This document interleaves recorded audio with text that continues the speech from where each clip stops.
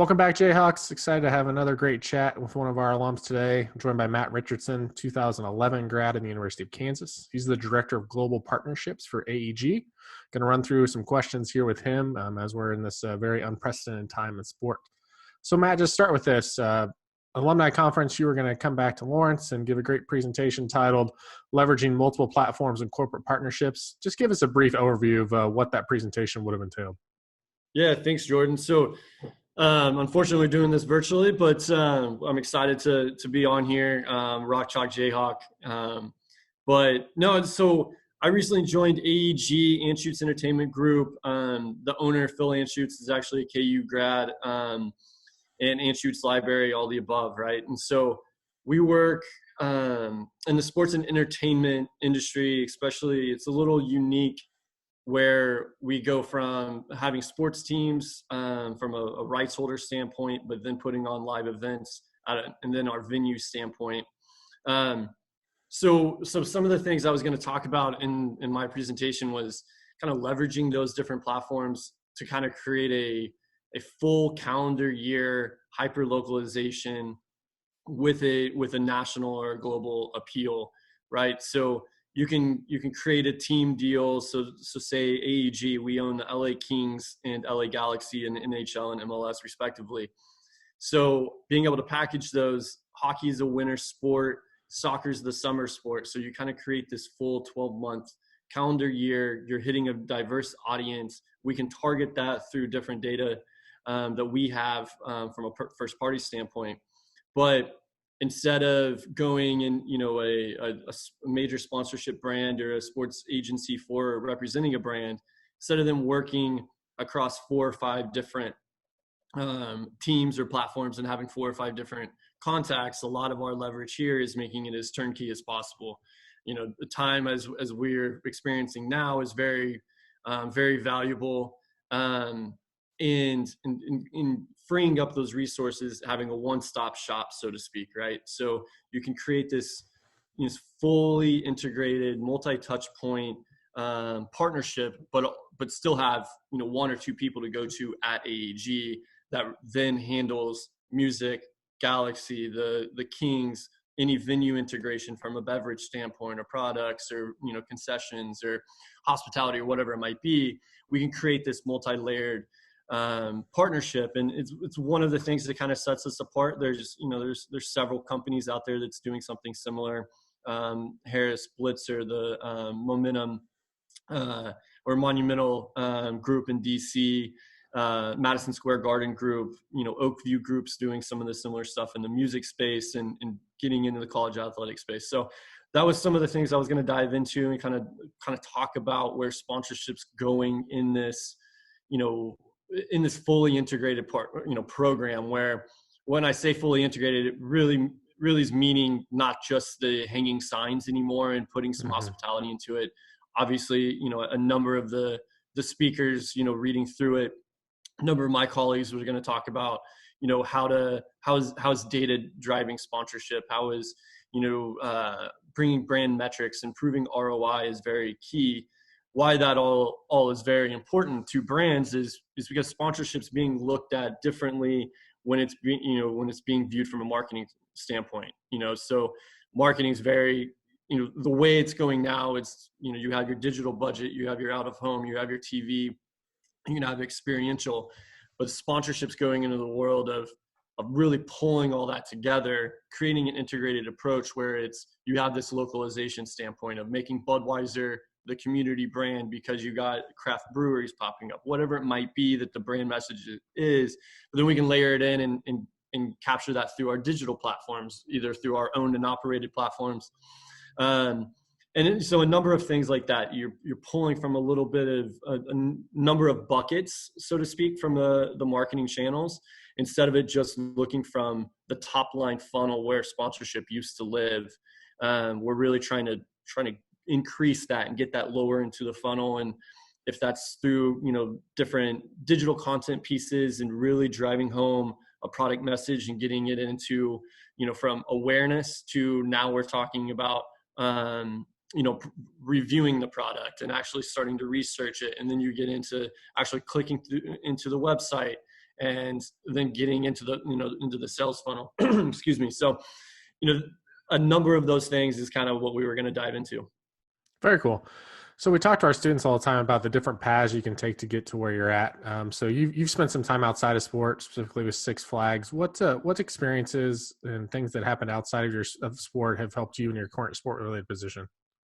Yeah, no, it's a good question, and I think it's probably one of the biggest things that's helped me in my career is kind of doing these quote unquote non-endemic sports related partnerships, right? So what I was just mentioning with AEG and how I was going to talk about leveraging these multi-platforms and is really from Six Flags standpoint was sports is an entertainment business, right, Jordan? So I think we sometimes get lost in that there's it's the winning and losing, but really there's 15, 10, 20, 30,000 fans coming into the venue to be entertained, right? Like so most of the time a kid won't remember their first game if the Royals or if the Jayhawks won their basketball game, but they're going to remember the entertainment atmosphere, that the music was playing and the event was going on. So Six Flags taught me that. It was, hey, when people come through our gates,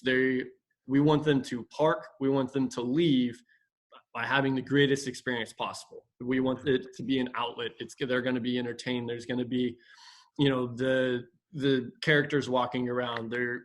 If they're going to be waiting in line, we want them to be seeing cool content and talking about the next ride down the park, and then finding ways to integrate the partnership into that entertainment experience, as opposed to, once again, just kind of slapping the logo up, right? Is how do we really integrate them into this experience that we're wanting to be? Six Flags was a really important step in my career when I was wanting to go. I knew coming out of Kansas, I really wanted to go into corporate partnerships on the business marketing side.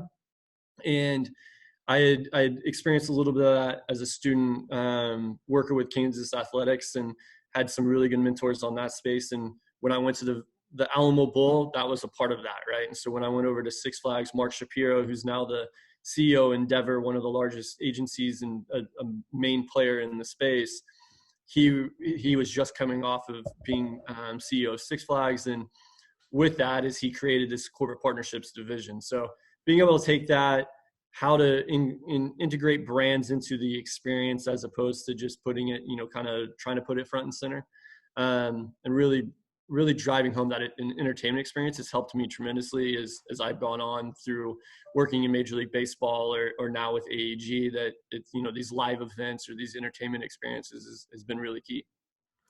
So you mentioned the Kings, the Galaxy. You've worked in LA, Houston, both really crowded markets. What are some of the challenges that come with trying to sell partnerships when there may be, the Six Flags of the world, or also 20 other professional or college teams there that you're competing with? What do you have to do to set your product apart?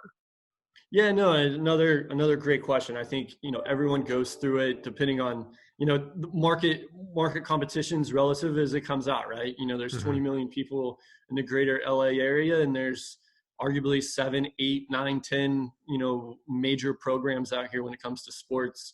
You got 2 of every professional sports. We have now 2 MLS. You have 2 powerhouse universities that carry a ton of brand weight with USC and UCLA. With that, though, I think the challenge, and if you talk to really strong leaders, if on the sports side, and especially in our world in the corporate partnership space, is really understanding who your audience is and understanding what your brand means in the community. I say that is because if you go out and kind of do the shotgun approach, and everyone's a hockey fan or everyone's a college football fan or whatever, you kind of lose some of that. Some of the community that is really built around sports, right?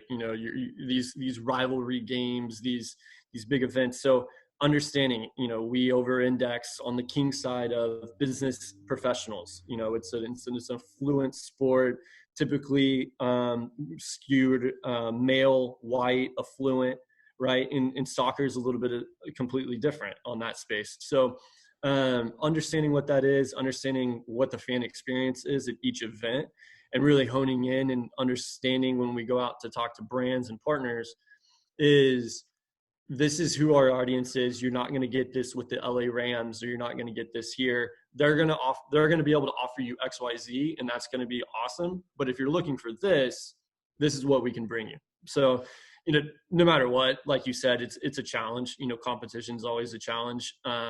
Those other teams are trying to do exactly what we're trying to do. Sponsorships, typically in a more expensive marketing approach than just doing a digital display ads or a TV budget or something like that. So I always just lean to understanding who your fan base is, what your property is, and being able to have those real conversations. Let's shift gears a little bit. What's one influential thing you've read or listened to lately you think would be a benefit to our students? Yeah, that's good.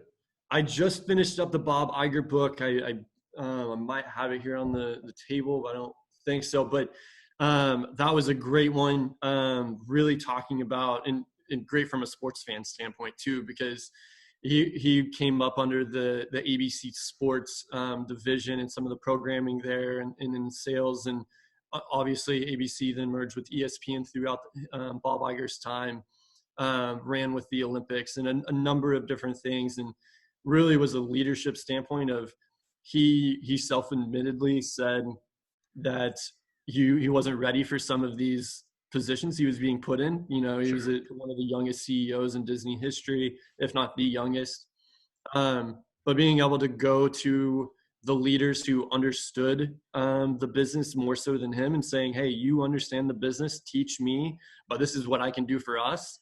That was very powerful. And it was, I've had it where our chief revenue officer at AEG recommended it, and then turns around and a college student I was speaking with in January, right after the holiday break, recommended Bob Iger as well. So it speaks of someone being extremely successful or someone, starting their career now. It was a great leadership example. I couldn't recommend it more. Yeah, I listened to a podcast with him when he was promoting the book. It was just a fascinating kind of path. We talked about, going in and out of sport and the different thing you can learn from just being exposed to different people. Yeah, exactly. And I think it kind of ties back into, your second question there, of jumping over to Six Flags and kind of push, getting out of the realm. A lot of people question that Six Flags move. When I was young, everyone's, why didn't you go, to XYZ team? And, I had different sales offers at lower levels, obviously coming out there, but sometimes taking that risk, getting out of your comfortability and learning different approaches is very key. And he was an extreme example of that, and obviously very successful. All right, let's finish 5 rapid fire questions. All right, here we go. First one. First thing you look at on your phone every morning? Ooh, first thing, Twitter. I'm okay. Horrible at Twitter. Yeah. Yeah, I'm either Twitter or email. Yeah. Yeah. Most interesting or different partnership signage you've been involved with and activating? Ooh, most different. I think it goes back to Six Flags. It was a Taco Bell when they really were going heavy. This is 2012, 2013 with the Live Moss. And so Taco Bell presented the Iron Rattler at Six Flags San Antonio, Six Flags Fiesta, Texas. And it was the whole content piece and whole brand strategy behind it was to Live Moss. And it was kind of, to get going. I'll never forget it. It was one of the first sponsorship deals I ever sold as a 22, 23-year-old. Yeah. But yeah, so Taco Bell presenting Iron Rattler. Very cool. So you were around baseball a lot with the Astros. What's the highest mile per hour pitch you think you could square up for a single? Oh, geez. How many pitches do I have? I'll give you 3. Yeah. Ooh, 3. For a single, I'm putting it 75. Wow, that's higher than I feel like I could. Yeah. All right. I like it. Best piece of advice for students who want to get into corporate partnership? Yeah, I raise your hand and ask as many questions as possible. I always say, to get out, experience what it means. I was the one, kind of running around and doing marketing and promotions events at KU football games and KU basketball games. And, if it was being paid, if it wasn't being paid, if it was asking the IMG folks what we could do on game day, really reaching out and understanding what comes into it from an execution standpoint. I don't think you can really get in and understand the business until you understand how it's executed and how it reaches fans and how fans see it. But also I'm a big believer on getting in an organization from an internship standpoint or a coordinator level that's going to allow you to do a lot of different things. I think it goes back to our it's kind of creating a theme here, Jordan. We didn't mean to do it, but is being comfortable, being uncomfortable, right? Sure. Is challenging yourself, do the Six Flags kind of things. If you're wanting to go into partnerships, you need that very general understanding of multiple businesses. I can be on a call with a Budweiser or a beer company, and I can be on a call with Chobani Yogurt and then ClassPass and a paint company. Those businesses couldn't be more different, but if the more you expose yourself to different things, you can kind of start to relate to those different things. So if that's jumping in at a minor league baseball club instead of going the professional route, because minor league baseball, they'll let you pick up the phone and get nitty-gritty. They'll let you throw on the mascot if you need. Like I was the mascot. Yeah. Yeah, exactly. Right. I think we all were doing something crazy at some point. So, I would say just kind of look for those non-traditional ways of getting involved. Besides work or family locations, what's the first place you'll want to go when social distancing ends? Oh man. To a nice dinner with my fiance. Yeah, that does sound nice. Yeah, I'm a big, and she didn't even hear that, so I should get brownie points. But, we're big foodies. LA's a great scene for it. But yeah, I was going to say that, or just go for a nice weekend vacation to go hiking or something. But yeah. I'm going to throw one more in with, I just thought of when you're talking. Right. Just talking about being with the Galaxy, what was unique or interesting with Zlatan and having that sort of kind of star power and being able to use that in partnerships in your role? Yeah, he's a character for sure. Yeah. I joined this past summer, late summer, so he was ending his time with the Galaxy, and he's set apart from everywhere else in world soccer. Even by him coming over, it probably helped his global appeal, but even in the MLS, and he was one that it was kind of enlightening in a way where you don't get the regimented answers from Zlatan. He spoke exactly how he wanted to speak. You weren't getting that PR guy over his shoulder. Even with his announcement, said he came and conquered LA, and he's looking down on LAFC, our rivals down the road here. So it's funny now that we went from Zlatan being just a huge win, marketing him across the board. We had Galaxy and our global partnerships team had rights to sell some of Zlatan's IP and some of his content pieces he was doing, which was very unique. And the Galaxy was a leader in that space by taking the chance on doing that and paying for that up front to have some of those rights to sell. Very, very different personalities from what we're dealing with now with Javier Hernandez or Chicharito. Chicharito. I mean, he's a star. I mean, it's unbelievable. Yeah. Very, very, very unique in the aspect of Zlatan was a European player and Chicharito is a Mexican national. Obviously, here in LA, we have a very strong Latino base, first, second, third generation here as well.